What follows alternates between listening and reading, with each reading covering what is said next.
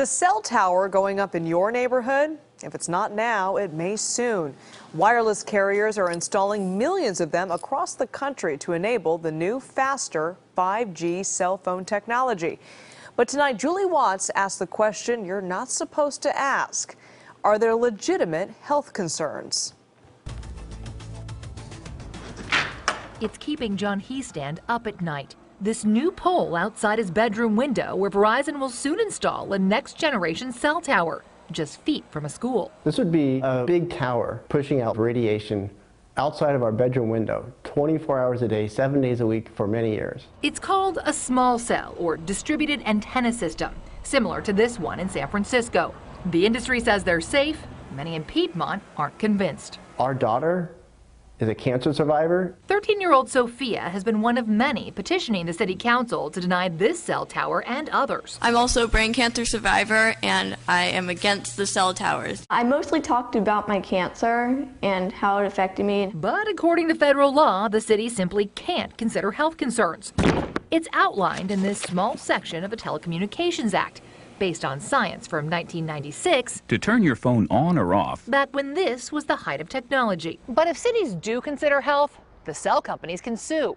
So with few legal arguments to deny a cell tower, they're popping up outside bedroom windows and school campuses, despite objections from across the country. 5G can be a tremendous boom to California, but only if it can be put up quickly and easily. Hayward Assemblymember Bill Quark co-authored legislation that would make it even harder for cities like Piedmont to object to a tower. You wouldn't have to go through the Planning Commission, through the City Council. The former NASA scientist says he may resurrect the bill recently vetoed by the governor. I know scientifically that putting up these cell phone towers is safe. But the International Association of Firefighters disagrees. They began opposing cell towers on fire stations after firefighters complained of health problems. These firefighters developed symptoms. Dr. Gunnar Heuser conducted a pilot study on firefighters at a station with cell towers. And the symptoms included problem with memory, problem with intermittent confusion,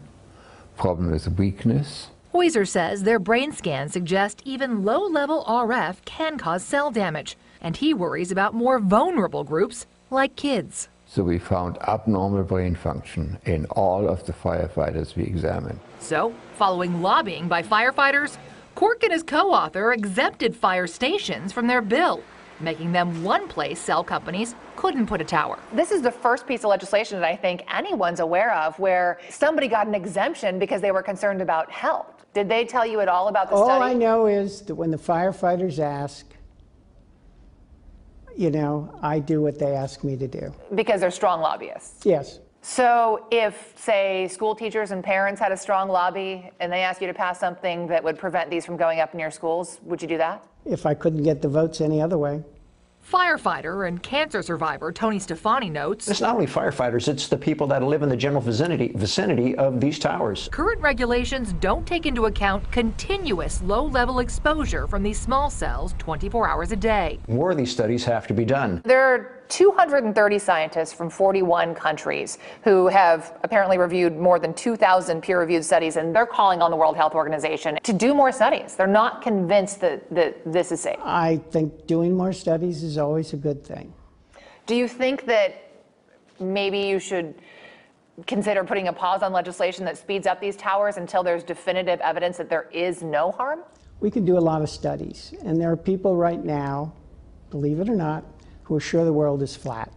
In a statement, the wireless industry says it defers to experts when it comes to cell tower safety and says, according to government agencies, the scientific evidence shows no known health risk. But what about the unknown?